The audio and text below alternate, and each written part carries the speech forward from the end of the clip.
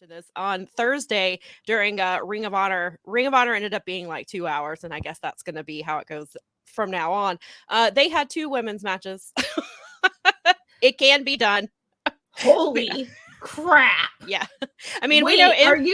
Are you telling me that in a 2-hour show, there was more than one women's match? Yeah. And there was like people enjoyed ROH too. It was not only 2 women's matches, but they also had a segment building up the next opponent for Athena. What? Yeah, it was like blowing my mind. And because it's on a streaming network, there were no commercials during the women's match. I was like, oh my God, because Impact has like 4-minute commercial breaks in their right, and they do that whole the P&P. Yeah, and then AEW does the stuff like that. So it's been a while since I've seen, well, I mean, other than indie shows where I've seen a full women's match with no commercial break. But yeah, Honor Club was, Ring of Honor was really good. It's very fast paced. There was not fast paced in the point that you feel like you're overwhelmed and it just goes, but it flowed really nicely. They had some backstage segments that kind of got you either to a match coming up or a future match in a future episode. So they utilized they had Lexi Nair on there, and she did a really good job, I thought. And they did it was built because one of my concerns was when I saw how many matches were being filmed a couple of weekends ago was that this was basically going to be dark with Ring of Honor wrestlers. Right. And it was, in a sense, the matches aren't super long for the most part. There are some, obviously Zack Sabre Jr. got time because of his title matches, the 15-minute time limit. So of course that got time. And him and Blake Christian, that was a great, like you and I talked about it. We knew that would be a good match. It was very good. That's stiff.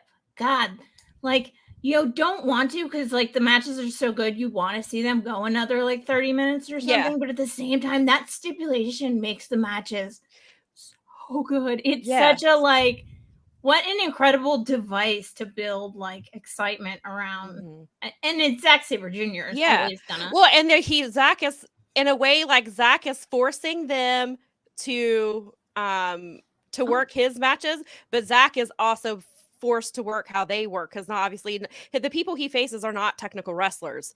So he has to kind of figure out around that, around their styles and stuff. And it's just, I think having Zack as the first champion makes a lot of sense. Yeah. And I really we've talked about it. We really like what they're doing with the younger guys and how they're bringing this in. Brad has let us know that they announced on New Japan this morning that Zack versus Blake is now up for free on YouTube. Go out of your way to watch it.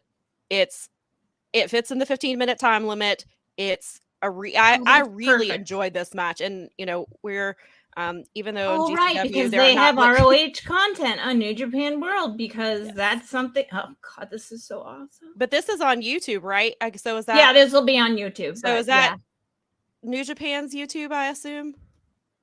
I don't know. I guess. I know obviously. I'm gonna put up Brad's original as ROH, really everything I thought AEW would be, and I love AEW. Brad, that's interesting that you bring that up, because I was thinking about that this morning, because it came out this week that Scorpio Sky has been cleared for months, and they just have not been using him. I thought he was still injured or rehabbing. I had no idea he'd been cleared for months, and I was just like, how do you not use Scorpio Sky? So then I was thinking about it. Companies are sitting on such deep rosters. I was like, I know, and I will make this argument, and it's still, I agree. You cannot pass up on Bryan Danielson. You can't pass up on Adam Cole. You can't pass up, you can't pass up on these people. Had these people not been available, I wonder what AEW would look like now with the talent they had when they had the Scorpio Sky, when there was Miro. And obviously we know Miro is not on TV because Miro does not wanting to do what they want to do, but still, they have all these things. And I do. And, Brad makes a good point that ROH is what AEW was going to be in the beginning when they set out leaning towards. That's right. And maybe that's why I really enjoyed this. I really enjoyed the Ring of Honor show.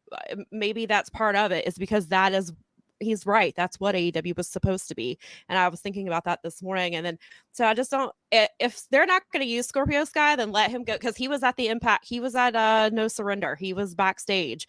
And so if they're not going to use him, let him go over there with Kat. Him and Kat. I mean, Kaz is obviously can do his own stuff by himself, and Scorpio is obviously a great singles wrestler. But I mean, he could go over there if they're not going to use him. If they're not going to put him in Ring of Honor, which he should be on TV. It just blows my mind that they're not that Scorpio Sky's been cleared for months and they're just not using him. And like you said, there's so much talent that's not being used. And well, thank God that they're doing ROH and that it's. So the platform was good. It worked good. Yeah. No laggy baggy. No, not on my end. Brad says that match will be on the New Japan YouTube for the people who are listening to us and not watching. You just so you know where to find that. But I had no issues with Honor Club. It ran perfectly. It looks like they stream kind of like Peacock, where like I checked in a few minutes, or I logged in a couple minutes early, and they were showing Death Before Dishonor from last year. It was the main event, so it looks like they have a stream 24 hours a day, so you can basically just log on and there's something on, or I think you can go through, and there's their library obviously you have access to as well. I haven't gotten super deep into it. That's the only time that I've logged in, is just to use it for ROH on Thursday night, so I haven't had a chance to like really play around with it. But it looks like there's a lot of content. But so far, like, there was no streaming issues on my end. It wasn't lagging. It was everything it should. I'm hoping that Bleacher Report will be tonight, but we'll see.